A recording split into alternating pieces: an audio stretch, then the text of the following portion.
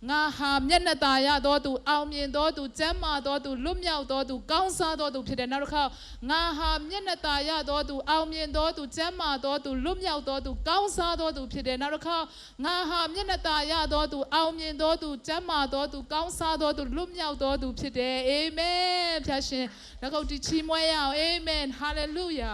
အာမင်နေ့ရက်တွေတိုင်းမှာနေ့ရက်စဉ်တိုင်းမှာဖခင်ကကျွန်တော်နဲ့အတူရှိနေပြီပဲဘာလို့သေးလဲအာမင်စိုးရိမ်စရာမရှိအနာဂတ်အတွက်ဖခင်သခင်ကကျွန်တော်တို့ကိုအကောင်းဆုံးပြင်ဆင်ပြီးသားဖြစ်တယ်အာမင်နောက်ကြတယ်လို့ထင်ရပေမဲ့ဖခင်သခင်ကလေနောက်ကြတော့သူကိုအရင်ကြစေတယ်အရှိမပြန်လဲပို့ဆောင်ပေးတတ်တယ်ဖခင်သခင်ဖြစ်တယ်ဖခင်သခင်ရဲ့နီးလန်းကဘယ်တော့မှနောက်မကြဘူးဖြစ်တယ်လူရဲ့နီးလန်းလူရဲ့အချိန်တွေကတော့နောက်ကြပြီလို့ထင်ကောင်းထင်လိုက်မယ်ဒါပေမဲ့ဖခင်ရဲ့နီးလန်းကဘယ်တော့မှနောက်မကြဘူးဖခင်သခင်ဒီအချိန်မီတော့ဖခင်သခင်ဖြစ်တယ်ဟာလေလုယာထိုဘုရားရှင်နာမတော်ကပါဆက်ဆက်ဘုန်းကျွေးမင်္ဂလာရှိပါစေအာမင်ကျေးဇူးတော်ချီးမွမ်းတဲ့ဒီမနေ့ဆိုကျွန်မဝမ်းကိုက်တယ်တရားတော်ဟောနိုင်မလားလို့ကျွန်မခံစားတယ်ဒါပေမဲ့ဒီနေ့မတည့်ရနိုင်ရတော့ခွင့်ကိုပေးတဲ့အတွက်ဘုရားသခင်ကျေးဇူးတော်ကိုအထူးပဲချီးမွမ်းပါတယ်အာမင်ဆိုတော့ကျွန်မနှုတ်ကပတ်တော်ကိုကျွန်မတို့အတူတကွသွားကြရအောင်စာလံ92မှာဖြစ်တယ်92ခုမြောက်သောစာလံအပိုင်ငယ်7 73 14ဖတ်ချင်ပါတယ်ဖြောင့်မတ်တော်သူသည်စွန်ပလွန်ပင်ကဲ့သို့ပွင့်လန်း၍လေဗနုန်တောင်ပေါ်မှအာဇစ်ပင်ကဲ့သို့ကြီးပွားလိမ့်မည်ထာဝရဘုရား၏အိမ်တော်၌စိုက်ပျိုးသောသူတို့သည်ငါတို့ဘုရားသခင်၏တံတိုင်းတော်တွင်ပွင့်လန်းကြလိမ့်မည်အသက်ကြီးသောကာလတွင်ပင်အသီးကိုတီး၍ကျွယ်ဝစိမ်းလန်းကြလိမ့်မည်အာမင်ဖတ်သွားတဲ့နှုတ်ဘတ်တော်အဖြစ်ရောက်တိုင်းဘုရားကောင်းချီးပေးပါစေဒီနေ့ကျွန်မအခုတလောတရားဟောတာကဖြောင့်တော်သူအကြောင်းဖြောင့်မတ်ခြင်းအကြောင်းဒါတွေပဲကျွန်မဟောနေတာဖြစ်တယ်အာမင်ဟာလေလုယာဘာဖြစ်လို့ကျွန်မဖခင်သခင်ရဲ့ဖြောင့်မတ်ခြင်းဖြစ်တယ်ဖြောင့်မတ်တော်သူဖြစ်တယ်အာမင်ငါဟာဖြောင့်မတ်တော်သူလို့ပြောရအောင်ငါဟာဖြောင့်မတ်တော်သူဖြစ်တယ်အာမင်ဟာလေလုယာကျွန်မတို့ရဲ့လုံနိုင်ခြင်းတက်ဆွမ်းနိုင်ခြင်းကြောင့်မဟုတ်ဘူးထိုယေရှုခရစ်တော်အဖြစ်ကျွန်မဖခင်သခင်ရဲ့ဖြောင့်မတ်ခြင်းဖြစ်တယ်အာမင်ဖခင်ရှေ့မှာဖြောင့်မတ်တဲ့သူတွေဖြစ်သွားတယ်အာမင်ဆိုတော့ဖြောင့်မတ်တော်သူပြီးခဲ့တဲ့တစ်ခေါက်မှာကျွန်မဟောတယ်ဖြောင့်မတ်တော်သူကယုံကြည်ခြင်းနဲ့အသက်ရှင်တယ်နော်ဆိုတော့ယုံကြည်ခြင်းနဲ့ပေးကမ်းတယ်ဟာလေလုယာဒီမှာဖြောင့်မတ်တော်သူဟာတဲ့ဘယ်လိုဖြစ်မလဲဆိုရင်ဒီနေ့ကျွန်မပြောချင်တာကဘာလဲဆိုဖခင်ရဲ့အိမ်တော်မှာစိုက်ပျိုးတော်သူဖြစ်တယ်ဟာလေလုယာဖြောင့်မတ်တော်သူသည်ဖခင်ရဲ့အိမ်တော်မှာစိုက်ပျိုးတော်သူဖြစ်တယ်ဒီနေ့ကျွန်မနှုတ်ဘတ်တော်ခေါင်းစဉ်ကအဲ့ဒါဖြစ်တယ်ဖခင်သခင်ရဲ့အိမ်တော်မှာစိုက်ပျိုးတော်သူဘုရားအိမ်တော်လို့ပြောတဲ့အခါမှာနော်ဒီမှာဘုရားကျောင်းအတူတကွစုဝေးတဲ့နေရာလဲဟုတ်တယ်ဖခင်သခင်ရဲ့မျက်မှောက်တော်လဲဟုတ်တယ်အာမင်ဖခင်ရဲ့အထဲမှာစိုက်ပျိုးခြင်းကိုခံတဲ့သူကိုပြောချင်တာဖြစ်တယ်အာမင်ဟာလေလုယာဆိုတော့ကျွန်တော်တို့ကိုဗစ်ကာလအထဲမှာဆိုရင်ဘုရားမရှိခိုးရအောင်အိမ်မှာနဲ့ဖုန်းနဲ့ပဲကျွန်တော်တို့ဘုရားရှိခိုးတယ်ခွန်အားရသလားမရအောင်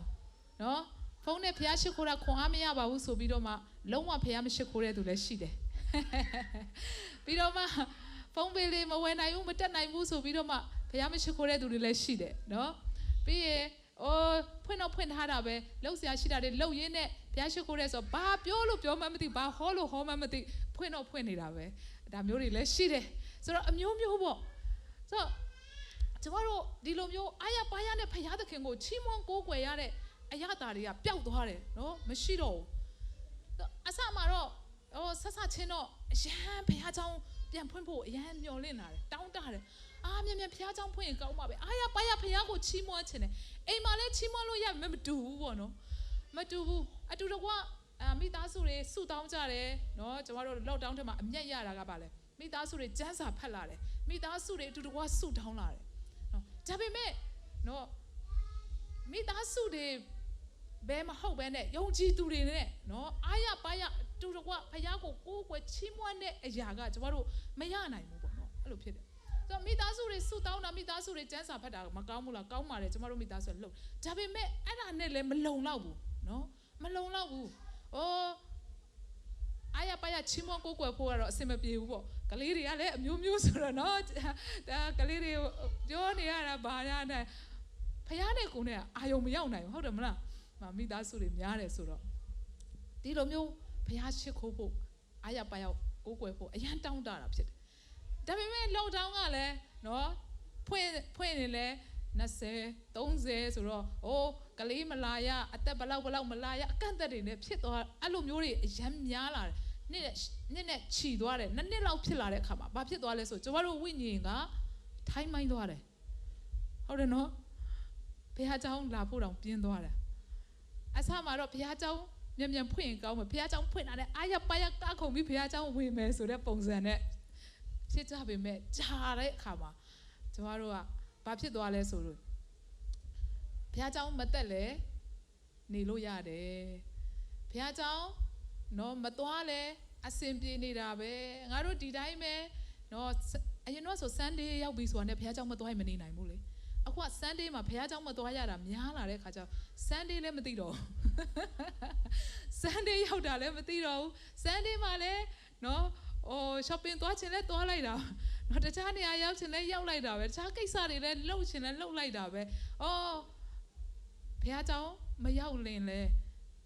အဆင်ပြေပါတယ်ဆိုတော့အဲ့လိုမျိုးကျမတို့ဖြစ်သွားတယ်ဒီမှာရှိတဲ့သူတွေပြောတာမဟုတ်ဒီနေ့မလာတဲ့သူဆိုတော့အဲ့ဒီအရာကကျမတို့အတွက်အယံကိုကြောက်စရာကောင်းတဲ့အရာဖြစ်တယ်အာမင်အာမင်အယံကြောက်စရာကောင်းတဲ့အရာဖြစ်တယ်ဘာဖြစ်လို့လဲဆိုရင်ကျမတို့ရဲ့ဝိညာဉ်ရေးရမှာမဆာငတ်တော့ဘူးအဲ့ဒါက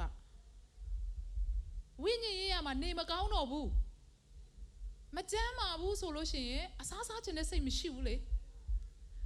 နော်နေကောင်းတဲ့အချိန်မှာဘယ်သူမှမကြွေးပေမဲ့နေမကောင်းတဲ့အချိန်မှာဘာစားခြင်းလဲဒါကြွေးဒါစားမလားဒါစားမလားခါရဲဝယ်ပေးရတာ ਨੇ မစားနိုင်တဲ့အခါကျတော့ဒါဝယ်ပေးကြအပုံလိုက်အဲ့လိုပုံစံနော်ဆိုတော့နေမကောင်းမှုဆိုရင်မစားနိုင်ဘူးလေခန္ဓာနေမကောင်းတဲ့အခါမှာလည်းမစားနိုင်တယ်လို့ကျမတို့ရဲ့ဝိညာဉ်ကတဖြည်းဖြည်းနဲ့အားနေပြီးတော့မှဘာဖြစ်လဲဆိုမဆာငတ်တော့ဘုရားမျက်မှောက်တော့မဆာငတ်တော့ဘုရားကျောင်းသွားဖို့လည်းမဆာငတ်တော့ဘူးယုံကြည်သူအချင်းချင်းမိသားရဖွဲ့ဖို့လည်းမဆာငတ်တော့ဘူးနောက်ကပတ်တော်ကိုလည်းမဆာငတ်တော့ဘူးဆိုအဲ့ဒါအင်မတန်မှကြောက်စရာကောင်းတဲ့အခြေအနေကျမတို့ကရောက်သွားတာဖြစ်တယ်ဒါကြောင့်မလို့အဲ့ဒီအခြေအနေမရောက်ခင်မှာဒီကနေ့ကျမတို့ပြန်လာရအောင်အာမင်ဘုရားမျက်မှောက်တော်ထက်ပြန်လာရအောင်ဟာလေလုယာဆိုတော့ဘုရားသခင်ရဲ့မျက်မှောက်တော်ထဲမှာဖြောင့်မတ်တော်သူဟာစိုက်ပျိုးခြင်းကိုခံရတော်သူဖြစ်တယ်ဟာလေလုယာဒါကြောင့်ကျမတို့ရှိနေရမယ့်နေရာသည်ဘုရားမျက်မှောက်တော်အာမင်ဘုရားကျင့်ဝတ်တော်နေရာဟာလေလုယာယုံကြည်သူတွေစုဝေးတဲ့နေရာဘုရားကိုကိုးကွယ်တဲ့နေရာအာမင်ဟာလေလုယာကျမတို့ရှိရမယ့်နေရာဒီနေရာဖြစ်တယ်အာမင်ဆိုဒီမှာပြောတယ်ဖြောင့်မတ်တဲ့သူကစွန်ပလွန်ကဲတော့ပွင့်လန်းမယ်စွန်ပလွန်ဆိုတာpalm tree လို့ပြောတယ်စွန်ပလွန်ပင်ဆိုတာသူကတဲခန္ဓာရမှာပေါက်တဲ့အပင်ဖြစ်တယ်တဲခန္ဓာရမှာတပင်နဲ့ထောင်ပြီးတော့ပေါက်တယ်ပြီးတော့မှတဲမုန်တိုင်းတွေလာတယ်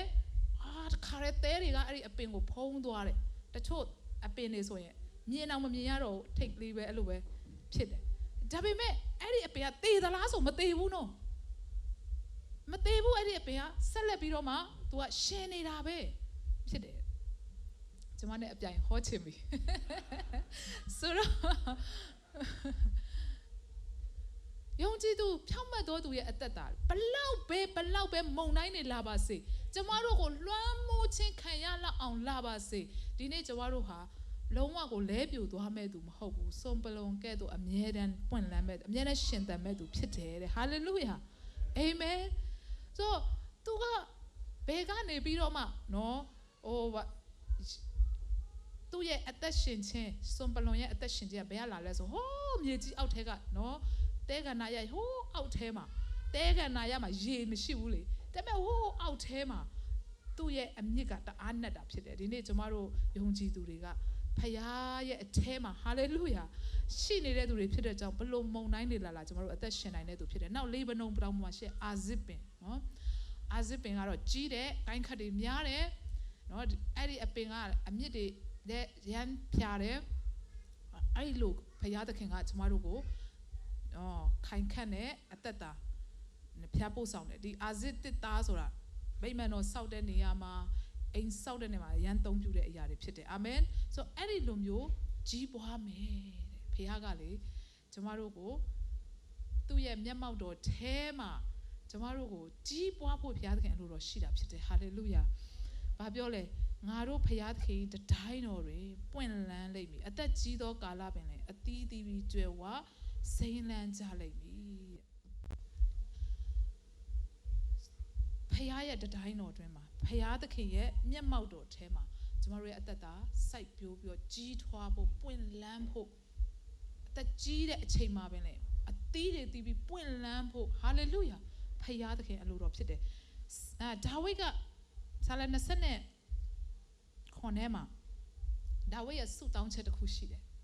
သူဘာဆုတောင်းတယ်လဲဆိုလို့ရှိရင်နော်အငယ်လေးမှာထာဝရဘုရား၏တင့်တယ်ခြင်းအတရေတော်ကိုဖူးမြင်၍ဗိမာန်တော်၌မွေ့လျော်ခြင်းအလို့ငါထာဝရဘုရား၏အိမ်တော်မှာတသက်လုံးနေရမည်အကြောင်းတည်းဟူသောအခွင့်တစ်ခုကိုထာဝရဘုရား၌ငါဆုတောင်းမိအာမင်ဒါဝိဒ်ရဲ့ဆုတောင်းချက်ကဘာလဲမနေ့ကကျမတို့လူငယ်အချိန်မှာစာရွက်ကလေးတွေနဲ့ဆုတောင်းခံချက်တင်ရေးရတယ်ဘာတွေတောင်းကြလဲတော့မသိဘူးဒီမှာဒါဝိဒ်ရဲ့ဆုတောင်းချက်ကဘာတောင်းလဲဆိုရင်ဖခင်ရဲ့အိမ်တော်မှာတသက်လုံးနေရမည်အကြောင်းတည်းဟူသောအခွင့်ကိုတဲ့အခွင့်တစ်ခုကိုတဲ့အာမင်ဒီတစ်ခုလေးပဲသူ့ရဲ့အလိုချင်ဆုံးအတောင့်တဆုံးဆန္ဒအရှိဆုံးအဲ့ဒီတစ်ခုကိုငါဆုတောင်းပြီတဲ့ဟာလေလုယာဖခင်ရဲ့အိမ်တော်ထဲမှာတတိုင်းတော်ထဲမှာတသက်လုံးနေဖို့သူ့ရဲ့ဆန္ဒဒါကြောင့်မလို့ဒါဝိဒ်ကအများကြီးရေးဆက်တယ်နော်အပြင်မှာရက်ပေါင်း1000နေတာထက်မျက်မှောက်တော်ထဲမှာတရက်ကသာ၍ကောင်းတယ်ဗိမာန်တော်ထဲမှာရှိတဲ့စာငတ်ကလေးတွေကိုအားကြတယ်အဲ့ဒီစာငတ်လေးတွေကဖခင်နဲ့အနီးဆုံးနေရတယ်ငါလည်းအဲ့လိုမျိုးဖြစ်ချင်တယ်နော်ပြီးတော့မှတကားဆောင်တွေကိုအားကြတယ်စသဖြင့်ပေါ့နော်သူ့ကိုဖခင်တကယ်ခွဲခန့်တဲ့အရာကရှင်ဘရင်ဖြစ်တယ်နော်ဒါပေမဲ့သူအားကြနေတာကဘာလဲဖခင်ရဲ့မျက်မှောက်တော်ထဲမှာရှိတဲ့စာငတ်ကလေးတွေအားကြနေတယ်ဖခင်တကယ်မျက်မှောက်တော်ရဲ့ရှိတဲ့နော်ဗိမာန်တော်မှာစောင့်နေတဲ့တကားမှုတွေကိုအားကြနေတယ်ဟာလေလုယာတခါလေကြာရင်လေကျမတို့ကိုယ့်ရဲ့ဖြစ်ခြင်းကိုလေကိုယ့်ရဲ့ဖျားထားတဲ့အရာကိုလေကိုကလေမကြည်မနဲ့ဖြစ်ပေမဲ့တစုံတစ်ယောက်ကတင့်ကိုအားကြနေတာဖြစ်တယ်အာမင်ဒါဝိဒ်ကဘယင်ဖြစ်ပေမဲ့လေ तू ဘသူ့ကိုအားကြလဲဗိမာန်တော်မှာတကားစောင့်နေသူတွေကိုအားကြတယ်တဲ့ဟာလေလုယာအာမင်တခါလေကျမတို့ရဲ့ဖြစ်နေတဲ့အရာကျမတို့ရဲ့လုပ်နေတဲ့အရာဘာမှမဟုတ်ဘူးလို့ထင်ရပေမဲ့နော်ဘုရားသခင်ထားတဲ့နေရာမှာဖြစ်တယ်ဆိုလို့ရှိရင်အဲ့ဒီအရာအကောင်းဆုံးဖြစ်နေတယ်ဟာလေလုယာဘယင်ရတော့မှပြန်အားကြနေတာဗိမာန်တော်ထဲမှာနေတဲ့သူတွေကိုဒါကြောင့်ကျေးဇူးတော်ချီးမွမ်းတယ်ဘုရားသခင်မျက်မှောက်တော်ထဲမှာနေဖို့ရတဲ့အတွက်ဘုရားသခင်ရဲ့ခေါ်ခြင်းကိုရတဲ့အတွက်အာမင်ဟာလေလုယာအမြဲတမ်းဘုရားကဆွဲခေါ်ပေးတဲ့အတွက်ဘုရားကျေးဇူးတော်ချီးမွမ်းတယ်ဆိုတော့ဒါဝိဒ်ရဲ့အသက်တာထဲမှာကျမတို့တစ်ချက်ပြန်ကြည့်မယ်ဆိုလို့ရှိရင်သူကဖခင်မျက်မှောက်တော်ကိုအယမ်းဆွဲလန်းတယ်အယမ်းဆောင်ရတယ်သူ့ရဲ့အသက်တာထဲမှာအလိုချင်ဆိုတာဒါပဲသူ့ရဲ့ဆန္ဒတစ်ခုသူ့ရဲ့ဆုတောင်းခြင်းတစ်ခုကလည်းဒါပဲဖြစ်တဲ့အတိုင်းပဲသူဘယင်ရှင်ဘယင်ဖြစ်လာတဲ့အခါမှာသူအရင်ဦးဆုံးဘာလုပ်တယ်လဲဆိုလို့ရှိရင်ဂျေရုရှလင်မြို့ကိုသူရောက်တဲ့အခါမှာနော်ဟေဘရုန်ကနေပြောင်းလာတဲ့အခါမှာသူအရင်ဦးဆုံး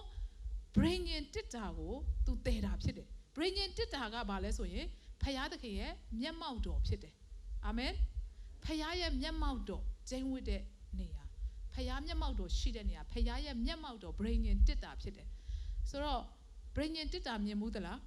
မြင်မှုမှာပါနော်တချို့ခေါင်းခါတာတွေ့တယ်ခဏလေးကျွန်မမှာရှိတယ်တစ်ချက်လောက်မီဒီယာတင်းတွေတစ်ချက်လောက်ပြပေးပါနော်ဆိုတော့ဗြိဉ္ဉ်တစ်တာကရွှေနဲ့လောက်တာဖြစ်တယ်အပေါ်မှာဆိုမာစီစီလို့ခေါ်တယ်ဂယုနာပလင်ဆိုပြီးလုံးဝရွှေအတိနဲ့ပြီးတော့မှခေရုဘိန်နှစ်ပါးကလွှမ်းမိုးထားတာဖြစ်တယ်အထဲမှာဘာရှိတယ်လဲဆိုလို့ရှိရင်အထဲမှာမာနမုတ်ထားတဲ့ရွှေအိုးနဲ့မာနမုတ်ကိုထည့်ထားတယ်နောက်ပြီးတော့မှအာယုံရဲ့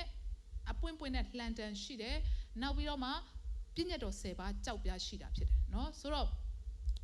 မာနမုတ်ဆိုတာကျွန်တော်တို့သိတယ်တရက်စားဖို့เนาะတရက်ပဲခံတယ်ဒီနေ့စားဖို့ဒီနေ့ကောက်ရတာဖြစ်တယ်နောက်နေ့ကိုတိုးထားလို့မရဘူး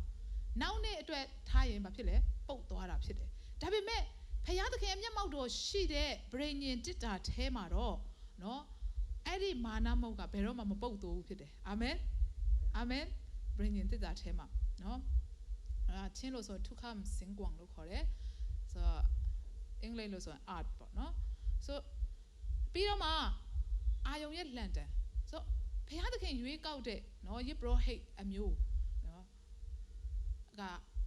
လူတွေကအာယုံမဲဒီပရောဟိတ်လုပ်လို့ရတာလားငါတို့လည်းလုပ်လို့ရတာပဲဆိုပြီးတော့ဖြစ်လာတဲ့အခါမှာဘုရားကနော်အမအသက်ကြီးသူတွေရဲ့လန်တန်ကိုချခိုင်းပြီးတော့မှဗာလဲအပွင့်တဲ့နော်လန်တန်ကိုဘုရားသခင်ရွေးကောက်တဲ့အရာကိုတက်တည်ပြတဲ့အရာပေါ့နော်အဲ့ဒီအရာလည်းအထဲမှာရှိတာဖြစ်တယ်ပြီးတော့မှပြည့်ညတ်တော်10ပါးကြောက်ပြရှိတယ်ဆိုတော့ဒီပြည့်ညတ်တော်တွေကိုဘာနဲ့ဖုံးထားလဲဆိုရင်ဂယုဏပလင်းဆိုတဲ့အရာနဲ့ဖုံးထားတယ်နော်အော်ဒီမှာပြထားတယ်အထဲမှာရှိတဲ့ဟာတွေပေါ့နော်โอเคစအပေါ်ကဟာလေးအားလုံးမြင်ရအောင်လို့ပေါ့နော်ပြတာပဲဖြစ်တယ်ဆိုတော့အဲ့ဒီအရာကိုဒါဝိဒ်ကတအားတောင်းတတယ်ဆိုတော့ဒီဘာဖြစ်လို့လဲဆိုလို့ရှိရင်ဒီဗြိဉ္ဉ်တစ်တာဟာဆိုလို့ရှိရင်ဘုရားသခင်ရဲ့အတူပါရှိတဲ့မျက်မှောက်တော်ဖြစ်တဲ့အတွက်ကြောင့်မလို့ပေါ့နော်ဒီအဲ့ဒီဗြိဉ္ဉ်တစ်တာနဲ့ဓမ္မဟောင်းခင်မှာဣသရေလလူမျိုးတွေကစစ်တိုက်တယ်ဆိုလို့ရှိရင်အောင်မြင်တာဖြစ်တယ်ဆိုတော့ဒီဗြိဉ္ဉ်တစ်တာကအေလိလက်ထက်မှာဘယ်ကိုရောက်သွားလဲဆိုဖိလိတိကိုရောက်သွားတာဖြစ်တယ်နော်ဒါပေမဲ့ဖိလိတိကိုရောက်သွားတဲ့အခါမှာဖိလိတိလူမျိုးတွေကအဲ့ဒီဗြိဉ္ဉ်တစ်တာသူတို့ကနော်ဣသရေလလူမျိုးတွေကစစ်ရှုံးပြီးတော့ဖိလိတိလူမျိုးတွေရဲ့လက်ထဲမှာဗြိဉ္ဉ်တစ်တာရောက်သွားတယ်ရောက်သွားပေမဲ့ဘာဖြစ်လဲဆိုရင်အဲ့ဒီဗြိဉ္ဉ်တစ်တာကိုသူတို့ဘယ်မှာထားလဲဆိုရင်ဓမ္မရာဆိုရင်ပထမဒုတိယဆောင်ခန်းကြီး9မှာထင်တယ်ဒါဂုံဆိုတဲ့သူတို့ရဲ့နတ်ပေါ့နတ်ဖျားเจ้าမှာအဲ့ဒီဗြိဉ္ဉ်တစ်တာကိုသွားထားတယ်အဲ့ဒါနဲ့အဲ့ဒီနောက်နေ့မှာအဲ့ဒီဒါဂုံကဘာဖြစ်နေလဲဆိုရင်ဗြိဉ္ဉ်တစ်တာရဲ့အရှိမလဲပြီးပြဝစ်နေတယ်အဲ့ဒီဒါဂုံဆိုတဲ့ရုပ်တုကတဲ့လူတစ်ပိုင်း9တစ်ပိုင်းဖြစ်တယ်နော်သူရဲ့ရုပ်ပုံစံ9နဲ့လူနဲ့ဆက်ထားတယ်ဆိုတော့ဗြိဉ္ဉ်တစ်တာရှိမှလုံးဝပြဝစ်နေတဲ့အခါမှာဟာသူတို့ကဒါဘာလို့ခေါ်မလဲပြုတ်ကြတယ်ပဲထင်ပြီးတော့မှပြန်ကောက်ပြီးတော့မှအမြန်ဆုံးပြန်ထောင်ကြတယ်တဲ့ဒါပေမဲ့နောက်နေ့မှာကျတော့ပိုဆိုးသွားတာကအဲ့ဒီဒါဂုံရုပ်တုကလေလက်တွေခြေတွေခေါင်းတွေပါပြက်ပြီးတော့မှတခါတည်းကိုခန္ဓာအတုံးဗာလဲဒုံးတိနေပေါ့နော်ဗြိဉ္ဉ်တစ်တာရှေ့မှာအဲ့လိုပြဝစ်နေတာတွေ့တဲ့အခါမှာသူတို့အရန်ကြောက်သွားတယ်အဲ့ဒီဗြိဉ္ဉ်တစ်တာကိုဘလို့လုံငါတို့နော်ဣသရေလလူမျိုးတွေစီမှာပြန်ပို့ရမလဲဆိုပြီးတော့မှသူတို့အဆင့်ပို့ကြတာပေါ့နောက်ဆုံးမှအဘိနဒက်အိမ်မှာထားကြတယ်ဆိုတော့အတူကောက်ပဲကျွန်မပြောလိုက်မယ်နော်ဆိုတော့ဓမ္မရာဆိုရင်ကျွန်မတို့သွားရအောင်ဒုတိယဆောင်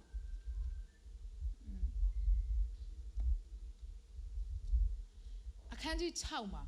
ဓမ္မရာဆိုရင်ဒုတိယဆောင်အခန်းကြီး6မှာဒါဝိဒ်ကဒီဗြိဉ္ဉ်တစ်တာဖခင်ရဲ့မျက်မှောက်တော်ကိုဆွဲလန်းလွန်းလို့သူရှိတဲ့နေရာနော်သူနေတဲ့နေရာမှာဒီဟာကိုသူကတည်ဖို့လုပ်တယ်တည်ဖို့လုပ်တဲ့အခါမှာသူဘာလုပ်လဲဆိုဣသရေလလူမျိုး3000ကိုသူရွေးလိုက်တယ်3000ကိုရွေးပြီးတော့မှတဲ့အဲ့ဒီမှာယူဒပြည်ဘာလာမြို့ကနေပြီးတော့မှသူစပြီးတော့မှတည်လာတယ်ဘလို့တည်လဲဆိုရင်လှဲအစ်စ်တစ်ခါမှမတုံးဘူးသေးတဲ့လှဲအစ်စ်ပေါ်မှာတင်ပြီးတော့မှအဘိနဒက်အိမ်ထဲကနေထုတ်ကြတယ်တဲ့နော်အဘိနဒက်အိမ်မှာရှိနေတာနှစ်ပေါင်း20ကျော်တဲ့အဘိနဒက်အိမ်မှာရှိနေတာအဲ့ကနေထုတ်ကြတယ်အဲ့ဒါနဲ့ဩဇာနဲ့အဟိဩကအဲ့ဒီလှဲတစ်ကိုဩဇာနဲ့အဟိဩဆိုတာသူတို့ကယေဘရဟိတ်တွေဖြစ်တယ်သူတို့ကအဲ့ဒီဗြိဉ္ဉ်တစ်တာလဲပေါ်မှာထိုင်ပြီးတော့ဗြိဉ္ဉ်တစ်တာနားမှာလိုက်ကြတာပေါ့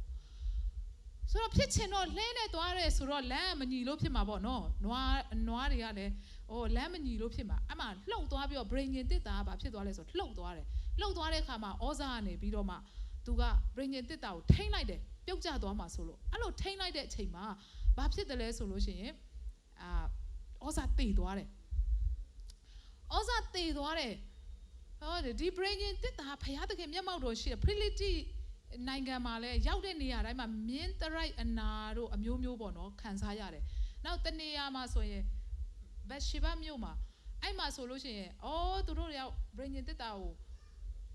ဝိုင်းကြည့်ကြတာပေါ့ဗြိဉ္ဉ်တစ်တာရဲ့အထဲမှာလေဘာတွေရှိတယ်လဲပေါ့ဒီတစ်တာကိုအဲ့လိုဝိုင်းကြည့်ကြတာလူ9000ကျော်တည်သွားဒဏ်ခတ်ချင်းခံရတယ်လို့ရေးတာပေါ့နော်တည်ကြတယ်လူတွေအများကြီးဆိုတော့အဲ့လိုဘုရားသခင်ရဲ့မျက်မှောက်တော်ကဘယ်လောက်ထိတကိုးကြီးတယ်လဲဆိုတာလေအဲ့ဒါနဲ့သွားထိလိုက်တဲ့အခါမှာဩဇာကတည်သွားတယ်အဲ့ဒါဘယင်ကဒါဝိဒ်ကအယံကိုဝမ်းနေသွားတယ်ဝမ်းနေပြီးတော့မှညှိုးငယ်တယ်တဲ့နော်ညှိုးငယ်ပြီးတော့မှသူဖခင်မျက်မှောက်တော်ဖခင်သခင်ရဲ့အတူပါရှိခြင်းကိုသူတအားပဲစာငတ်ပေမဲ့တအားပဲလိုချင်ပေမဲ့ သူရှိတဲ့မြို့ကိုဖျားမျက်မှောက်တော်ကိုတဲချင်ပေမဲ့တဲလို့မရဘဲနဲ့လမ်းမှာတဲလာတဲ့ဩဇာယေဘရဟိတ်ကနော်လေဝိအမျိုးဖြစ်တယ်သူကတည်သွားတယ်ဆိုတဲ့အခါမှာတအားပဲဝမ်းနေတယ်တအားပဲညှိုးငယ်တယ်အဲ့ဒါနဲ့သူဘာလုပ်တယ်လဲဆိုလို့ရှိရင်ဩဇာကိုထာဝရဘုရားတန်ခတ်တော်မူသောကြောင့်ဒါဝိဒ်သည်ညှိုးငယ်သောစိတ်ရှိကိုမှာထိုနေ့၌ဒါဝိဒ်သည်ထာဝရဘုရားကိုကြောက်၍ထာဝရဘုရား၏တစ်တာတော်သည်အဘယ်သို့ငါထံသို့ရောက်ရမည်နည်းဟုဆိုလျက်မိမိနေရာတစ်ဆက်မှာနော်ဒါဝိဒ်မြို့သို့တစ်တာတော်ကိုမဆောင်ပဲဂိတ္တိလူဩဘဘေဒုံအိမ်သို့လမ်းလွဲ၍ဆောင်သွားလေ၏ဂိတ္တိလူဩဘဘေဒုံ၏အိမ်သို့လမ်းလွဲ၍ဆောင်သွားလေ၏ဆိုတော့မတည့်ရဲတော့ဘူးသူနေတဲ့မြို့ကိုမတည့်ရဲတော့တဲ့အတွက်ကြောင့်မလို့ဘာလုပ်လဲဆိုလို့ရှိရင်ကြောက်တယ်နော်ဘယ်လိုလုပ်မလဲဆိုပြီးတော့မှမတည့်ရဲတော့ဘူးဆိုတော့ဒီနားမှာဘယ်နားမှာထားရင်ကောင်းမလဲဆိုပြီးတော့မှဒီလိုပေါ့ဒီဘက်လမ်းကိုတက်သွားနေမဲ့အရာကိုဒီဘက်ကိုချိုးလိုက်ပြီးတော့မှဒီမှာအော်ဘဘေတုံရှိတယ်သူ့အိမ်မှာထားလိုက်မယ်ဆိုပြီးတော့မှနော်လမ်းလွဲပြီးတော့မှရောက်သွားတယ်တဲ့ဆိုတော့ဒီလမ်းလွဲတယ်ဆိုတဲ့အရာကိုလေကျွန်မအရန်သဘောကျလမ်းလွဲတယ်ဆိုတဲ့အခါမှာဘယ်လိုခေါ်မလဲလမ်းကြောင်းပြောင်းလိုက်တာပေါ့နော်လမ်းကြောင်းပြောင်းပြီးတော့မှရောက်လာတယ်ဒီနေ့ဖယားသခင်ကလေသူ့ရဲ့မျက်မှောက်တော်ထဲမှာကျမတို့ကိုအစီတားမရှိတိုးဝင်ချီးကပ်လို့ရအောင်လို့ကျမတို့ကိုလေကောင်းကြီးမင်္ဂလာလမ်းလွဲပေးခြင်းခံရတဲ့သူတွေဖြစ်တယ်ကျမတို့ကအာမင်ဟာလေလုယာဘာဖြစ်လို့လဲဆိုဓမ္မဟောင်းကာလတုန်းကနော်ဖယားသခင်ရဲ့မျက်မှောက်တော်ထဲမှာဝင်ခွင့်ရှိတာကဣသရေလအမျိုးတွေထဲဣသရေလလူမျိုးတွေနော်ဖယားကိုမျက်မှောက်တော်ထဲဝင်ခွင့်မရှိဘူးဖယားကိုသူတို့ပဲဘယ်လိုခေါ်မလဲကိုယ်ကွယ်ခွင့်ရတယ်ဖခင်ရဲ့လူမျိုးတွေဖြစ်တယ်ပြီးတော့မှမျက်မှောက်တော်ထဲမှာယေဘရဟိတ်တွေဝင်နေပြီးရင်ဗာလဲယေဘရဟိတ်အကြီးအဲ့လိုအစင်းစင်းဝင်ရတာဖြစ်တယ်ဒါပေမဲ့ဖခင်ကကောင်းကြီးပေးခြင်းတဲ့အခါမှာလေလမ်းလွှဲပြီးလမ်းကြောင်းပြောင်းပြီးတော့ပေးတတ်တဲ့ဖခင်သခင်ဖြစ်တယ်ဟာလေလုယာအာမင်လမ်းကြောင်းပြောင်းပြီးပေးတတ်တဲ့ဖခင်ဩဘဘေဒုံဆိုတာကဂိတ္တိလူဆိုတာကဣသရေလလူမျိုးမဟုတ်ဘူးဂိတ္တိလူဆိုတာကတပါးအမျိုးသားဖြစ်တယ်ဂေါလိယအမျိုးဖြစ်တယ်ဒါပေမဲ့ဂိတ္တိလူပဲဖြစ်နေပါစေဣသရေလအမျိုးပဲမဟုတ်ပဲဖြစ်နေပါစေတပါးအမျိုးသားပဲဖြစ်နေပါစေအဲ့ဒီအချိန်မှာဘာလုပ်လိုက်လဲလမ်းလွှဲပြီးတော့လမ်းကြောင်းပြောင်းပြီးတော့မှအဲ့ဒီလူအိမ်မှာထားလိုက်ပြီအာမင်ဖယားသခင်ကလေကျမတို့ကိုကောင်းကြီးပေးခြင်းတဲ့အခါမှာလမ်းကြောင်းပြောင်းပြီးတော့ပေးနိုင်သောဖယားဖြစ်တယ်ဟာလေလုယာယုံကြည်ပါအာမင်တခါလေကြားလို့ရှိရင်ဒီကောင်းကြီးမင်္ဂလာငါတို့အတွက်မဟုတ်ဘူးတီးတန့်ရှိတယ်လေ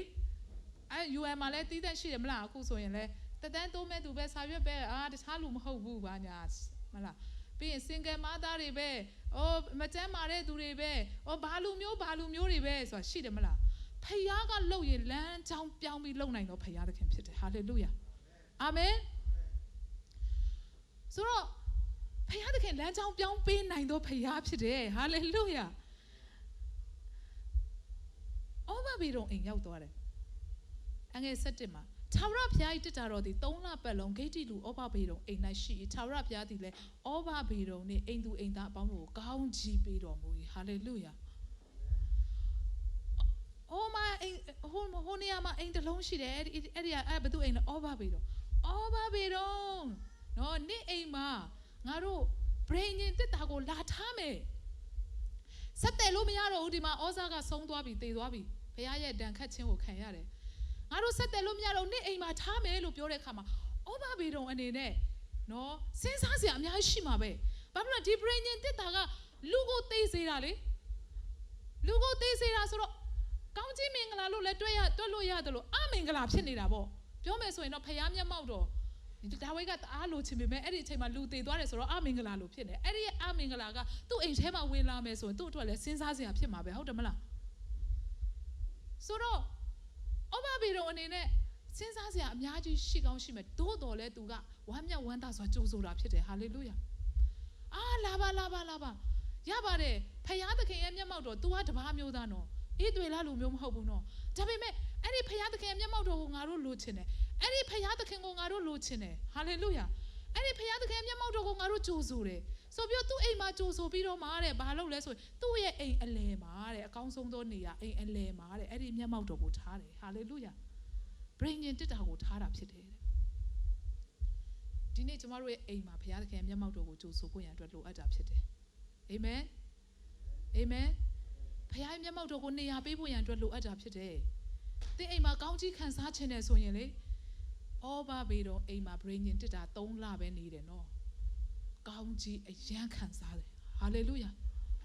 3လအတွင်းမှာဖခင်သခင်နမိတ်လက္ခဏာပြုနိုင်တယ်3လအတွင်းမှာဖခင်သခင်ကတင်းရဲ့အသက်တာကိုပြောင်းလဲစေနိုင်တယ်3လအတွင်းမှာတင်းကိုအောင်မြင်စေနိုင်တယ်3လအတွင်းမှာတင်းကိုချမ်းသာစေနိုင်တယ်3လအတွင်းမှာတင်းရဲ့ဘဝကိုပြောင်းလဲစေနိုင်တယ်ဟာလေလုယာ3လပဲသူ့အိမ်မှာနေတာ3လဆိုတာရက်90ပဲ3လပဲအဲ့ဒီဗြိဉ္ဉ်တစ်တာနေသွားတယ်ဖခင်သခင်ကအကုန်လုံးကောင်းကြီးပေးတယ်သူ့သားသမီးတွေအကုန်လုံးလိမ်မာတယ်ဟာလေလုယာအိုးကောင်းကြီးပေးတယ်ဆိုတဲ့အခါမှာလေဟာသူတို့ကဝမ်းမြောက်ခြင်းနဲ့ပြည့်တယ်ဘုရားမျက်မှောက်တော်ရှိတဲ့အခါမှာသူတို့ကငြိမ်သက်ခြင်းနဲ့ပြည့်တယ်သူတို့ကကောင်းကြတယ်ဆိုတဲ့နော်အဲ့ဒီဟာလောက်ပဲမဟုတ်ဘူးမမြင်ရတဲ့အပိုင်းမှာပဲကောင်းစားနေတာမဟုတ်ဘူးသူတို့ရဲ့3လအတွင်းမှာသူတို့ရဲ့တိုးပွားမှုသူတို့ရဲ့အောင်မြင်မှုသူတို့ရဲ့ကောင်းကြီးမင်္ဂလာတွေကလေလုံးဝကိုမြင်ရတာဖြစ်တယ်ထင်ရှားတာဖြစ်တယ်ဟာလေလုယာဘာဖြစ်လို့လဲဆိုရင်ဘယင်ကတော့သိသွားတာလေဒါဝိဒ်ကတော့ကြားသွားတာ3လကြာပြီးတဲ့အခါမှာဒါဝိဒ်ဘာသတင်းကြားလဲဗြိဉ္ဉ်တစ်တာထားတဲ့ဗြိဉ္ဉ်တစ်တာရောက်သွားတဲ့ဩဘာဘေတုံကအယံကိုကောင်းစားပြီးတော့မှအယံကိုကြီးပွားပြီးတော့မှအယံကိုအောင်မြင်နေတယ်ဆိုတဲ့သတင်းကိုကြားတဲ့အခါမှာဘယင်ကမနာလို့ပြန်ဘူးနော်ဒါဝိဒ်ကဟာမဖြစ်ဘူးဒီဗြိဉ္ဉ်တစ်တာကိုငါပြန်တယ်မှဖြစ်မယ်အာမင်ဩဘာဘေတုံမှာ3လထားခဲ့တာတော့နောင်တရနေပြီမဖြစ်ဘူးငါပြန်တယ်မှဖြစ်မယ်အဲ့ဒီဖခင်မျက်မှောက်တော်ကိုငါစီကိုမရောက်ရအောင်ပြန်တယ်မှဖြစ်မယ်အာမင်ဩဘာဘေတုံက3လအတွင်းမှာကြိုဆိုလိုက်တယ်ဟာလေလုယာအဲ့တွေလားလူမျိုးမဟုတ်ပေမဲ့တပါးမျိုးသားဖြစ်ပေမဲ့ဖခင်မျက်မှောက်တော်ကိုနေရာပေးလိုက်တယ်အခွင့်ပေးလိုက်တယ်ကြိုဆိုလိုက်တယ်မိသားစုအားလုံးဒါတန်ရှင်းတဲ့ဖခင်မျက်မှောက်တော်ဖြစ်တယ်နော်ဖခင်သခင်ကိုငါတို့အရင်တုန်းကဘိုးဘွားတွေကမကိုးခွဲခဲ့ပေမဲ့အခုငါတို့ကိုးခွဲကြမယ်နော်ဟာလေလုယာဒီဖခင်ရဲ့မျက်မှောက်တော်ငါတို့အိမ်မှာရှိလာပြီနော်သူ့သား8ယောက်ရှိတယ်သား8ယောက်ရှိတယ်သား8ယောက်နဲ့မိသားစုအကောင်းဆုံးဖခင်မျက်မှောက်တော်ကိုကြိုဆိုကြတယ်ဟာလေလုယာမျက်မှောက်တော်ထဲမှာပျော်မွေ့ကြတယ်ဟာလေလုယာအဲ့ဒီအခါမှာဖခင်ကမြင်ရတော့ကောင်းကြီးမမြင်ရတော့ကောင်းကြီးအားလုံးပေးတာဖြစ်တယ်အာမင်ဒီနေ့ကျမတို့အသက်တာထဲမှာကျမတို့မိသားစုထဲမှာဖခင်မျက်မှောက်တော်ကိုကြိုဆိုရအောင်နေရပေးရအောင်ဖခင်မျက်မှောက်တော်ကိုဦးစားပေးရအောင်ဟာလေလုယာသူတို့ကလေဗြိဉ္ဉ်တစ်တာရောက်လာတဲ့အချိန်မှာလေအရင်တုန်းကတခြားအလုပ်တွေစီးပွားရေးတွေဘာတွေလဲရှိကောင်းရှိလေဒါပေမဲ့သူတို့ကဒီဗြိဉ္ဉ်တစ်တာဘယင်ကငါတို့အိမ်မှာလာထားတယ်ဆိုတော့ကိစ္စမရှိဘူးဒီမှာပဲထားလိုက်တနေရာမှာထားလိုက်ငါတို့လည်းပုံမှန်ပဲလှုပ်ချင်တာလှုပ်မယ်ဆိုရင်ကောင်းချီးခံစားရမှာမဟုတ်ဘူးသူတို့ကအဲ့ဒီဗြိဉ္ဉ်တစ်တာမျက်မှောက်တော်ရောက်လာတဲ့အခါမှာသူတို့ကဘာလုပ်လဲဂရုစိုက်တယ်အာမင်အချိန်ပေးတယ်ဟာလေလုယာငါတို့မှာတခြားလှုပ်ရှားတွေငါတို့ရဲ့စီးပွားရေးလုပ်ငန်းတွေတခြားတွေအများကြီးရှိပါတယ်ဒါပေမဲ့ဒီဗြိဉ္ဉ်တစ်တာနဲ့ဖခင်မျက်မှောက်တော်နဲ့အချိန်ယူရအောင်ဟာလေလုယာအာမင်ပြစ်ထားတာမဟုတ်ဘူးနော်ဒီတိုင်းထားတာမဟုတ်ဘူးနော်အချိန်ယူရအောင်အာမင်ကျမတို့စံစာအုပ်တွေအိမ်တိုင်းမှာရှိမယ်လို့ယုံကြည်တယ်ပြစ်မထားနဲ့အချိန်ယူရအောင်အာမင်ကြောင်းထဲမှာမထိုးထားနဲ့အချိန်ယူရအောင်ဟာလေလုယာစင်ပေါ်မှာမတင်ထားနဲ့အချိန်ယူရအောင်အာမင်ဩဘာဘေတုံကဗြိဉ္ဉ်တစ်တာသူ့အိမ်ကိုရောက်လာတာတနေရာမှာကြောင်းထိုးပြီးတော့ပြစ်ထားတာမဟုတ်ဘူးအကောင်းဆုံးသောနေရာမှာနေရာပေးပြီးတော့မှမိတ္တဟာယဖွဲ့တာဖြစ်တယ်ဟာလေလုယာအရင်တော့ကတော့ငါတို့ busy မယ်ဒါပေမဲ့အခုကတော့အဲ့ဒီအလုပ်တွေမလုပ်တော့ဘူးဖခင်မျက်မှောက်တော်နဲ့အချိန်ယူတော့မယ်ဟာလေလုယာဖခင်သခင်ကောင်းကြီးပေးတယ်3လအတွင်းမှာနေ့ချင်းညချင်းပြောင်းလဲသွားတယ်အာမင်ဘုရားတက်နိုင်တယ်သင်ကိုလည်းဘုရားမျက်မှောက်တော်ကိုကြိုဆိုကြည့်ပါဖခင်မျက်မှောက်တော်ထဲမှာနေရာကျကြည့်ပါ3လအတွင်းမှာဖခင်သခင်သင်ရဲ့အသက်တာကိုလုံးဝပြောင်းလဲပေးမယ်ဘုရားတက်နိုင်တယ်ဟာလေလုယာအာမင်ဒ ယုံကြည်ခြင်းနဲ့ယူပါယုံကြည်ခြင်းနဲ့တိမ့်ပိုက်ပါတဲ့ပေါ်မှာဘုရားသခင်3လအတွင်းမှာနမိတ်လက္ခဏာပြုမယ်အာမင်လို့လက်ခုပ်တီးပြီးတိမ့်ပိုက်ပါအာမင်အာမင်ဟာလေလုယာအာမင်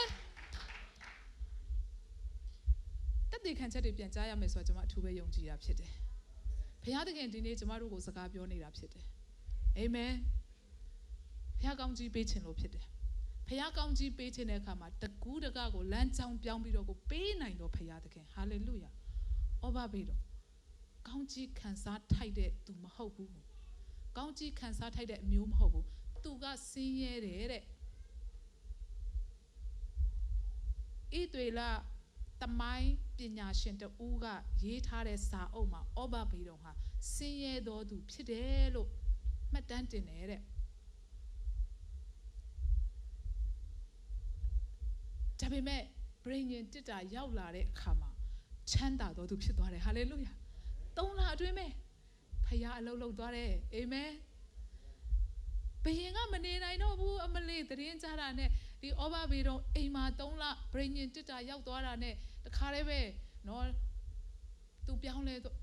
တိုးတက်လာတယ်ကောင်းစားလာတယ်ကောင်းကြီးတွေခံစားလာအဲ့မှာဘယင်ကဘလို့တည်ရမလဲဘလို့တည်ရမလဲလိုက်ပြီးတော့မှနီးလန်းတွေပြန်ရှာတဲ့အခါမှာအော်လှဲနဲ့တည်ရတာမဟုတ်ဘူးဗြိဉ္ဉ်တစ်တာဆိုတာရစ်ပရောဟိတ်တွေလေဝိတွေကပခုံးပေါ်မှာထမ်းပြီးတည်ရတာပါလားဆိုတာကိုထွတ်မြောက်ကျမ်းထဲမှာပြန်တွေ့တာဖြစ်တယ်အာမင်ဆိုတော့အဲ့ဒီမှာပြန်ပြီးတော့မှလူတွေကိုပြန်ရွေးပြန်ခေါ်ပြီးတော့မှပခုံးပေါ်မှာတင်ပြီးတော့6လမ်းသွားတိုင်းရစ်ပူဇော်ပြီးတော့မှဒါဝိဒ်ရဲ့မြို့ဂျေရုရှလင်ကိုတည်လာတာဖြစ်တယ်အာမင်ဇီအုန်တောင်မှာထားလိုက်တာဖြစ်တယ်ဟာလေလုယာအဲ့ဒီမှာဒါဝိဒ်ရဲ့တဲတော်ဆိုတာကိုစောက်လိုက်တာဖြစ်တယ်အာမင်ဆိုမောရှေရဲ့တဲကတော့ဘယ်မှာရှိလဲဂိဗောင်မှာရှိတယ်ဒါဝိဒ်ရဲ့တဲကတော့ဘယ်မှာရှိလဲဇီအုန်မှာရှိတာဖြစ်တယ်အာမင်ဇီအုန်တောင်ပေါ်မှာဒါဝိဒ်ရဲ့တဲတော်ဆိုပြီးတော့မှစောက်လိုက်တယ်ဆိုမောရှေရဲ့တဲတော်နဲ့ဒါဝိဒ်ရဲ့တဲတော်နဲ့မတူဘူးမောရှေရဲ့တဲတော်မှာအဆင့်3ဆင့်ရှိတယ်တဲတော်ဝင်းဆိုပြီးတော့မှအပြင်တစ်ဆင့်ရှိတယ်ပြီးရင်အတန်ရှင်းရဌာနဆိုပြီးတော့မှနောက်တစ်ဆင့်ရှိတယ်ပြီးအတန်ရှင်းဆုံးဌာနဆိုပြီးတော့မှရှိတယ်အဲ့ဒီအတန်ရှင်းဆုံးဌာနထဲကိုယစ်ပရောဟိတ်အကြီးတပါးပဲဝင်ခွင့်ရှိတာဖြစ်တယ်နော်ဒါပေမဲ့ဒါဝိဒ်ရဲ့တဲတော်ကြတော့အဲ့လိုအခန်းမရှိဘူးအဲ့လိုအဆင့်မရှိဘူးတခန်းနဲ့ပဲဖြစ်တယ်ဂျေဇုပြုတ်ပြောပုံပြပေးလို့ရမလားကျွန်မပို့ထားပေးတာရှိတယ်ဆိုတော့ဒီမှာအဲ့ဒါဒါဝိဒ်ရဲ့တဲတော်ကျွန်မကြည့်မယ်ဆိုရင်ဒီမှာဒါဒီဘက်က4000ပုံလေးကအဲ့ဒါဗာလဲဗြိဉ္ဉ်တစ်တာရှိတယ်ပြီးရင်ဒီမှာတကားရှိတယ်တကားဆောင်ရှိတယ်အဲ့မှာတခါတည်းပဲဝင်သွားလို့ရတာဖြစ်တယ်အာမင်တခါတည်းပဲဝင်သွားလို့ရအစင်းစင်မရှိဘူးမောရှေရဲ့တဲတော်မှာ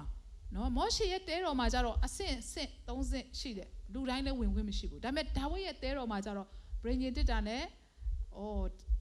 တခါတည်းတခန်းနဲ့ပဲဝင်သွားလို့ရတယ်တကားဆောင်နေရှိတယ်ပေါ့နော်အဲ့ဒါမောရှေဒါဝိဒ်ရဲ့တဲတော်ပုံဖြစ်တယ်ဆိုတော့ဒီအရာကနှစ်ပေါင်း40လုံးဒါဝိဒ်ကဒီတဲတော်ကိုလုပ်ခဲ့တာဖြစ်တယ်နှစ်ပေါင်း40ပြီးတဲ့အခါမှာရှောလမုန်ဗိမာန်တော်တည်ဆောက်တဲ့အခါမှာရှောလမုန်ဗိမာန်တော်ထဲမှာပြောင်းလိုက်တယ်ပေါ့နော်ဆိုတော့အဲ့ဒီမှာ24နာရီဘုရားကိုချီးမွမ်းတယ်ဟာလေလုယာဒါဝိဒ်ရဲ့တဲတော်ထူးခြားချက်ကလေ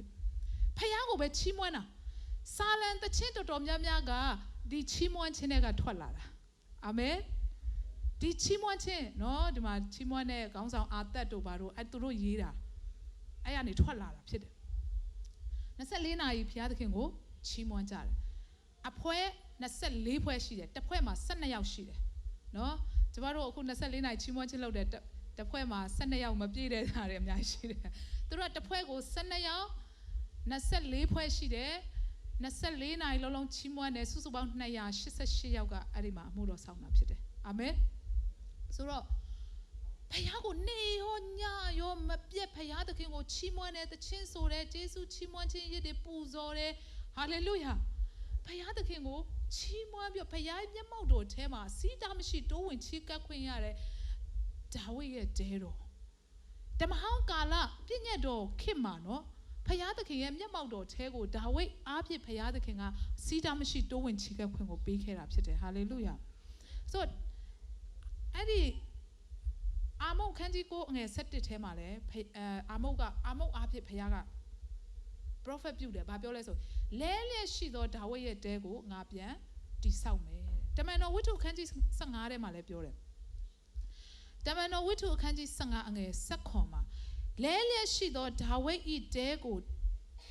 စောက်တီပြန်မီပြိုပြက်ရာများကိုလည်းပြုပြင်ပြီးလင်ထိုတဲကိုမတ်စေပြန်မီဟုနော်โอเคဤအမှုအရာတို့ကိုစီရင်တော်မူသောထာဝရဘုရား၏ဗျာဒိတ်တော်ရှိ၏ဟုလာသည်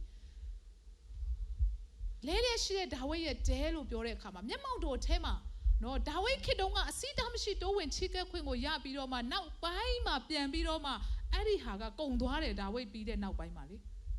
ကုံသွားတယ်ဂျေဇုတော်ခေတ်ကုံသွားတယ်လို့ပေါ့နော်မရှိတော့ဘူးပြန်ပြီးတော့မှအဆင့်ဆင့်ပြန်သွားရပြန်ရောအဲ့မှာဒါဝိဒ်ရဲ့တဲတော်ကနှစ်ပေါင်း40ကြာပြီးတဲ့အခါမှာပြန်လဲသွားတဲ့သဘောဖြစ်အဲ့ဒီအရာကိုဖယားကပြန်ပြီးတော့မှတည်ထောင်တယ်တဲ့ဟာလေလုယာ restore လုပ်မယ်တဲ့ဟာလေလုယာဖယားသခင်ကလေဒီခေတ်ဒီကာလဒီဂျေဇုတော်ကာလမှာဒါဝိဒ်ရဲ့တဲတော်ကိုပြန်လဲတည်ထောင်ပေးတာဖြစ်တယ်ဟာလေလုယာဘယ်လိုတည်ထောင်ပေးလဲကျွန်မတစ်ချက်ကြည့်မယ်ဟေဗြဲဩဝါဒစာအခန်းကြီး10ကိုကျွန်တော်ဖတ်ရအောင်ဟေဗြဲဩဝါဒစာအခန်းကြီး10အငယ်19နဲ့20မှာဟေဗြဲဩဝါဒစာအခန်းကြီး10အငယ်19နဲ့20မှာထို့ကြောင့်ညီအကိုတို့ယေရှု၏ကိုခန္ဓာတော်တည်းဟူသောကလကာအားဖြင့်ထိုသခင်ပြင်ဆင်တော်မူသောအသက်လမ်းတစ်တွင်ငါတို့သည်တန်ရှင်းရာဌာနထဲသို့အသွေးတော်ကိုအမိပြု၍အစီးတားမရှိဝင်ရသောအခွင့်ရှိသဖြင့်၎င်းဘုရားသခင်အိမ်တော်ကိုအုပ်စိုးသောယေဘရဟိတ်မင်းရှိသဖြင့်၎င်းโอเคဘာပြောလဲတန်ရှင်းရာဌာနထဲသို့အသွေးတော်ကိုအမိပြု၍အစီးအတားမရှိဝင်ရတယ်အာမင်ဟာလေလုယာကျွန်မနောက်လိုက်ဆိုပေးပါဦးတန်ရှင်းရာဌာနထဲသို့ငါတို့သည်ရစမယ်ငါတို့သည်တန်ရှင်းရာဌာနထဲသို့အသွေးတော်ကိုအမိပြု၍အစီးတားမရှိဝင်ရသောခွင့်ရှိသဖြင့်၎င်းငါတို့ဟာတန်ရှင်းရာဌာနအရင်တော့တန်ရှင်းရာဌာနထဲကိုဘယ်သူပဲဝင်ရလဲယေဘရဟိတ်ကပဲဝင်ရတယ်ဒါပေမဲ့ဒီမှာငါတို့ဆိုတဲ့အထဲမှာသင်ပါသလားပါတယ်ကျမလည်းပါတယ်ငါတို့ကတဲ့တန်ရှင်းရဖခင်ရဲ့မျက်မှောက်တော်တဲ့ဖခင်ရဲ့တန်ရှင်းရဌာနတဲ့အသွေးတော်ဘယ်သူအသွေးလဲယေရှုရဲ့အသွေးကိုအမိပြုတ်ပြီးတော့မှအစီးတားမရှိဝင်ရတော့အခွင့်ကိုရသွားပြီဟာလေလုယာအာမင်ဒါဝိဒ်ရဲ့တဲတော်ကဲ့သို့ပဲဘာမှကျမတို့ကိုတားဆီးတာမရှိတော့ဘူးတခါတည်းနဲ့ကျမတို့ကဝင်သွားလို့ရသွားပြီဘယ်သူအားဖြစ်လဲယေရှုရဲ့အသွေးတော်အားဖြစ်တယ်အာမင်ဆိုတော့ယေရှုကလက်ဝါးကားတိုင်းပေါ်မှာလူသားတွေရဲ့အပြစ်အတွက်အသေးခံတဲ့အခါမှာနော်တတလက်စတိုင်းအမှုပြီးပြီဆိုပြီးတော့မှကြီးသောအတန်နဲ့ကြွေးကြော်လိုက်တဲ့အခါမှာဗိမာန်တော်မှာရှိတဲ့ကလကာနှစ်ချမ်းကွဲသွားတယ်တဲ့အာမင်အထက်ကနေအောက်ဆုံးကိုနှစ်ချမ်းကွဲသွားဒီကလကာကဒါမျိုးမဟုတ်ဘူးနော်ဒီကလကာကအိုးတကယ်ကိုအားကြီးတဲ့နော်နွားတွေဆွဲရင်တော့မှမပြတ်နိုင်တဲ့ကလကာနော်အဲ့ဒီဟာကိုလုံးဝကိုအထက်ဆုံးကနေအောက်ဆုံးယေရှုခရစ်တော်ကအမှုပြီးပြီလို့ကြော်ညာတဲ့အချိန်မှာတခါတည်းကွဲသွားတာဘာလဲဖခင်ရဲ့မျက်မှောက်တော်ကိုတားဆီးထားတဲ့ကလကာကိုလုံးဝကိုဖခင်သခင်ကိုယ်တိုင်ကပဲဖွင့်ပေးလိုက်တာဖြစ်တယ်အာမင်ယေရှုရဲ့အသွေးတော်အဖြစ်အစီးတားမရှိဒီနေ့ကျမတို့ကတိုးဝင်ချစ်ကပ်လို့ရသွားတာဖြစ်တယ်ဟာလေလုယာဒါကြောင့်မလို့ဖခင်သခင်ရဲ့မျက်မှောက်တော်ထဲမှာကျမတို့ဘယ်နေရာကနေမဆိုတိုးဝင်လွယ်အိမ်မှာလည်းရအလုံးမှာလည်းရတယ်ဘယ်နေရာကနေမဆိုဖခင်သခင်မျက်မှောက်တော်ထဲမှာကျမတို့တိုးဝင်ချစ်ကပ်လို့ရတာဖြစ်တယ်အာမင်ဒါကြောင့်မလာတဲ့အခါမှာလည်းဖခင်မျက်မှောက်တော်ထဲမှာတိုးဝင်ချစ်ကပ်လို့ရတယ်ဘယ်နေရာမှာပဲရှိရှိဖခင်သခင်မျက်မှောက်တော်ထဲမှာကျမတို့ကသွားလေရာ၌ထာဝရဘုရားကိုမျက်မှောက်ပြုလို့ဘာပြောချင်တာလဲမျက်မှောက်တော်ထဲမှာသွားလာပါအာမင်ဟာလေလုယာသွားလို့ရတယ်စီးတားမရှိတိုးဝင်ချစ်ကပ်လို့ရသွားပြီဖြစ်တယ်အဲ့ဒီကောင်းကြီးမင်္ဂလာကိုဖခင်သခင်ကဒီနေ့ကျမတို့လမ်းလွဲကြောင်းပြောင်းပြီးတော့တော်၎င်းတဲ့တော်၎င်းဖခင်ကပေးပြီဖြစ်တယ်အာမင်ဒါကြောင့်မလို့ဒီနေ့ကျမတို့ဟာဖခင်မျက်မှောက်တော်ထဲမှာရဲရင်စွာနဲ့ နော်စီးတာမရှိတိုးဝင်ချစ်ကဲလို့ရတဲ့သူတွေဖြစ်တဲ့အတွက်ကြောင့်မလို့ဖခင်မျက်မှောက်တော်ထဲကျွန်တော်တို့တိုးဝင်ရအောင်အာမင်အဲ့ဒီအဲမှာဖခင်သခင်ပြင်ဆင်ထားတဲ့ကောင်းချီးမင်္ဂလာတွေများစွာရှိတာဖြစ်တယ်ဟာလေလုယာဖခင်ကလေဒီနေ့ကျွန်တော်တို့မျက်မှောက်တော်ထဲမှာတိုးဝင်တဲ့အခါမှာလေပိုလန်းဆန်းလာတယ်နော်ပိုနှုတ်ပြလာတယ်နော်အာမင်ပို့ပြီးတော့မှနော်အသက်ကြီးလာလေပိုနှုတ်လာလေလို့ဖြစ်နေတယ်အာမင်ဆိုတော့ဘာဖြစ်လို့လဲဘုရားသခင်ရဲ့မျက်မှောက်တော်ထဲမှာကျွန်တော်တို့ရဲ့စိတ်နှလုံးထဲမှာညစ်ညမ်းတဲ့မကောင်းတဲ့အရာတွေနော်အဲ့ဒီကမျက်မှောက်တော်ထဲမှာအလိုလိုနေနဲ့ဘုရားကပြုတ်ပြင်ပေးတာလေစိတ်နှလုံးကကောင်းစားလာတဲ့ခါမှာအရာရာမှာကောင်းစားလာတာဖြစ်တယ်ဟာလေလုယာမချမ်းသာခြင်းတွေကိုလည်းချမ်းသာစေလာတာဖြစ်တယ်ဟာလေလုယာဘုရားမျက်မှောက်တော်ထဲမှာကျွန်တော်တို့တိုးဝင်တဲ့ခါမှာအများကြီးပဲမြင်ရတဲ့ကောင်းကြီးမင်္ဂလာမမြင်ရတဲ့အရာတွေမြင်ရတဲ့အရာပိုင်းမှာခုနဩဘဘေတုံလို့ဖခင်သခင်ကကောင်းကြီးပေးချင်တာဖြစ်တယ်ဩဘဘေတုံကဖခင်သခင်ရဲ့မျက်မှောက်တော်နဲ့အတူရှိခြင်းထဲမှာအသက်ရှင်ရတဲ့ဘဝဟာဘလောက်ကောင်းတယ်လဲဆိုတာသိတဲ့အခါမှာလေမျက်မှောက်တော်နဲ့မခွာတော့ဘူးအာမင်ဖခင်ရဲ့မျက်မှောက်တော်နဲ့ तू မခွာတော့ဘူး तू ကဘာလုပ်လဲဆိုလို့ရှိရင်ဒါဝိဒ်ကဗြိဉ္ဉ်တစ်တာသူ့အိမ်ကနေလာတည်တဲ့အခါမှာလေလိုက်တာဗြိဉ္ဉ်တစ်တာနောက်ကိုတခါဘုရားသခင်ရေဘိုင်ဘိုင်တတ်တာလို့မပြောဘူးနော်အခုတော့ဘယင်ကယူသွားပြီဆိုတော့ကျွန်တော်ကတော့အိမ်မှာပဲကြံခဲ့တော့မယ်ဘိုင်ဘိုင်ဆိုပြီးတော့မပြောဘူးဗြိဉ္ဉ်တစ်တာသွားတဲ့နောက်ကိုလိုက်တာအာမင်လိုက်သွားတယ်ဒါဝိဒ်ယူသွားတဲ့နေရာဇိယုန်တောင်ထိလိုက်သွားတယ်ဟိုရောက်တော့လဲသူကဂိတ်တီလူလေဣသွေလလူမဟုတ်တာလေဝိလည်းမဟုတ်ဘူးလေအဲ့ဒီမှာအလုံးလုံးရတဲ့သူတွေကလေဝိတွေပဲလေဝိတွေ288ယောက်ကိုခန့်တာသူကလေဝိလည်းမဟုတ်ဘူးဆိုတော့သူ့အတွက်ဘာအခွင့်အရေးမှမရှိဘူးဒါပေမဲ့သူကဗြိဉ္ဉ်တစ်တာနားကနေမခွာနိုင်တော့ဘူးအာမင်အဲ့လိုဆွဲလန်းရမှာဖြစ်တယ်ဘုရားမျက်မှောက်တော်အာမင်မခွာနိုင်တော့ဘူးဗြိဉ္ဉ်တစ်တာနားမှာပဲသူကနေနေတာနေရောညရောအဲ့နားမှာပဲနေနေတာလူတွေကဒီလူကဘာလဲဒီလူကဘာလဲအဲ့လိုဖြစ်နေတာမရဘူးဖခင်မျက်မှောက်တော်နားမှာပဲသူကလာနေတာတစ်ချိန်လုံးနောက်ဆုံးမှာသူ့ကိုဘာယာထူးပေးလိုက်ရလဲတကားဆောင်ယာထူးပေးလိုက်ရတယ်အာမင်လက်ခုပ်တီးပြီးဘုရားကိုချီးမွမ်းရအောင်အာမင်ဟာလေလုယာဘယ်မှာတွေ့ရလဲဆိုဓမ္မရာဇဝင်ရာဇဝင်ချုပ်နော်ရာဇဝင်ချုပ်ပထမဆောင်အခန်းကြီး26မှာအငယ်1မှာအသီးသီးဖွဲ့သောတကားဆောင်များဟုမူကားဆိုပြီးတော့မှအငယ်4မှာဩဘဗေဒုံဤသားဦးရှေမာယဒုတိယသားယောဇဘတ်တတိယသားယောအာစဒုဋ္ဌသားစာကာပြင်စမသားတနေလဆဋ္ဌမသားအမေလတတမသားအေသခာအဋ္ဌမသားပုတလဲဩဘဗေဒုံကိုဘုရားသခင်သည်ကောင်းကြီးပေးတော်မူ၏အာမင်သားရှိရောက်လုံးနဲ့သူက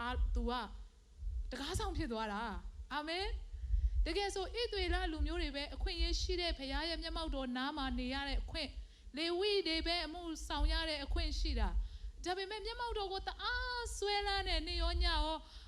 ဒါဝိဒ်ကသူ့အိမ်ကနေတည်သွားပေမဲ့သူကမနေနိုင်ဘူးဘုရားရဲ့ဗြိဉ္ဉ်တစ်တာရှိတဲ့အဲ့ဒီမျက်မှောက်တော်နားမှာပဲသူကတဝဲလေလုံနေတဲ့အခါမှာမထူးပါဘူးဩဘပေတော့နင်တကားဆောင်ပဲလှုပ်လိုက်တော့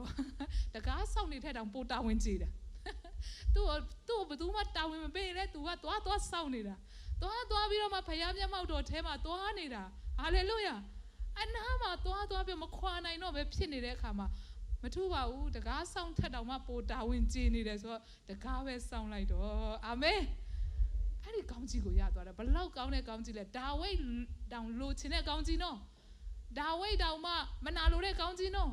ဗိမာန်တော်မှာတကားစောင့်တဲ့သူတွေအားကြတယ်လို့ပြောတာနော်အဲ့ဒီကောင်းကြီးမင်္ဂလာဩဘပေတော်ကရသွားတာဖြစ်တယ်ဟာလေလုယာအာမင်ဒီနေ့ကျမတို့ဘုရားမျက်မှောက်တော်ကိုစာငတ်ရအောင်ဘုရားမျက်မှောက်တော်ထဲမှာကျမတို့ရဲ့အသက်တာကိုစိုက်ပျိုးရအောင်အာမင်ဘုရားမျက်မှောက်တော်ထဲမှာတိုးဝင်ရအောင်ဘုရားသခင်နဲ့အချိန်ယူရအောင်ဘုရားသခင်နဲ့မိတ္တဟာယဖွဲ့ရအောင်ဘုရားသခင်နဲ့တွာလာရအောင်ကျမတို့မိသားစုထဲမှာဘုရားသခင်ကိုနေရာပေးရအောင်အသက်တာထဲမှာဘုရားကိုနေရာပေးရအောင်အာမင်အားလုံးမတည့်ရအောင်ကျမတို့ဘုရားကိုချီးမွမ်းမယ်အသက်တာတွေကိုစက္ကပ်မယ်အခုတော့မျက်မှောက်တော်ထဲမှာပဲနေချင်တယ်